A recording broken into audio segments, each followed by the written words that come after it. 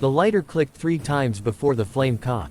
My boss, Marcus Chen, stood by the office window, hands trembling as he brought the cigarette to his lips, something I hadn't seen him do in the 2 years I'd worked here. The silence between us felt heavy, loaded with words neither of us knew how to say. Just moments ago, I'd told him I needed to leave early. I had a date. What I didn't tell him was that this date was with a 5-year-old girl who'd been waiting all week to show me the gap where her front tooth used to be. I'm Owen Matthews, 32 years old, and I've been raising my daughter Lily alone since she was 6 months old. Her mother, Sarah, didn't leave because she was cruel or heartless. She left because postpartum depression convinced her that Lily would be better off without her. I found the note on the kitchen counter one Tuesday morning, next to a bottle warmed to perfect temperature. I love her too much to ruin her, it said. I never heard from Sarah again. The job at Chen Digital Marketing came at exactly the right time. Marcus hired me despite my lack of experience, saw something in me during that interview when Lily's daycare called twice and I apologized profusely, sweat beading on my forehead. Family first, he'd said then, waving away my embarrassment. Always. I thought I'd found the perfect boss. For 2 years, it was true. Late starts when Lily had doctor's appointments, understanding nods when I couldn't stay for after-work drinks, even a generous bonus last Christmas that paid for the ballerina classes she'd been dreaming about. But something changed 3 months ago.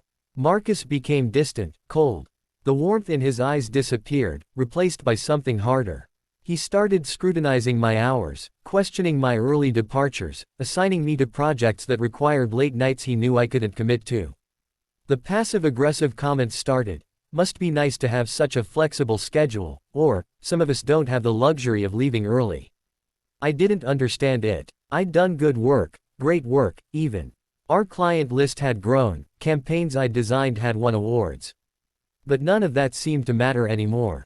Today felt different from the moment I walked in. Marcus barely acknowledged my morning greeting, just stared at his computer screen with dark circles under his eyes. By afternoon, the tension was suffocating. When I knocked on his door at 4 o'clock to tell him I needed to leave, his jaw clenched so tight I could see the muscle twitching. Another early day, Matthews. His voice was ice. Yes, sir. I have a date tonight. It's important. That's when he stood up, walked to the window, and pulled out that cigarette. I watched him struggle with the lighter, noticed how much weight he'd lost, how his expensive suit hung looser than it should. A date. He said it like the words tasted bitter. You know what, Owen? I'm tired of this. I'm tired of the excuses, tired of picking up your slack, tired of pretending like it's okay that you treat this job like it's optional. Something inside me snapped. 2 years of gratitude, of walking on eggshells, of working twice as hard to prove I deserved the flexibility he'd once freely given, it all bubbled up. My daughter lost her first tooth on Monday, I said quietly. She kept it under her pillow for 3 nights, waiting for the tooth fairy. Except the tooth fairy is me, Marcus. And I've been so exhausted from staying late on the Henderson project, from trying to prove myself to you for reasons I don't understand, that I forgot. For 3 nights, I forgot. This morning, she asked me if the tooth fairy didn't come because she wasn't good enough. My voice cracked. So yes, I have a date. With my 5-year-old daughter. We're going to the park, and then to that little Italian place she loves, and I'm going to give her $5 and tell her I found it under her pillow this morning, and I'm going to make her believe in magic again. Because that's what good fathers do, Marcus. They show up. The cigarette burned forgotten in his hand, ash growing long. When he finally turned to face me, tears were streaming down his face. I had a son, he whispered. Nathan. He'd be 7 now. The world tilted. In 2 years, Marcus had never mentioned a child. He loved dinosaurs, Marcus continued, his voice breaking. Had this ratty T-Rex toy he carried everywhere. Jennifer, my wife, she used to beg him to leave it home, said it was embarrassing at restaurants. I always took her side. Always worried about appearances, about what people thought. He stubbed out the cigarette, hands still shaking.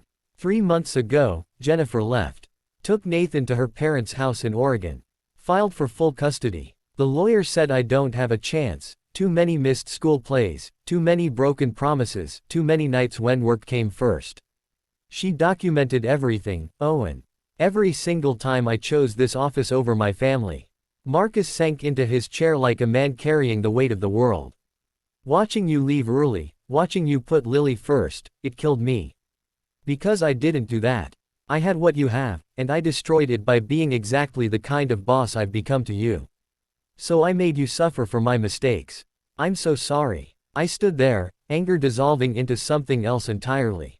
Compassion. Understanding. The recognition that hurt people, and that Marcus wasn't my enemy, he was just another father drowning in regret. I pulled up a chair.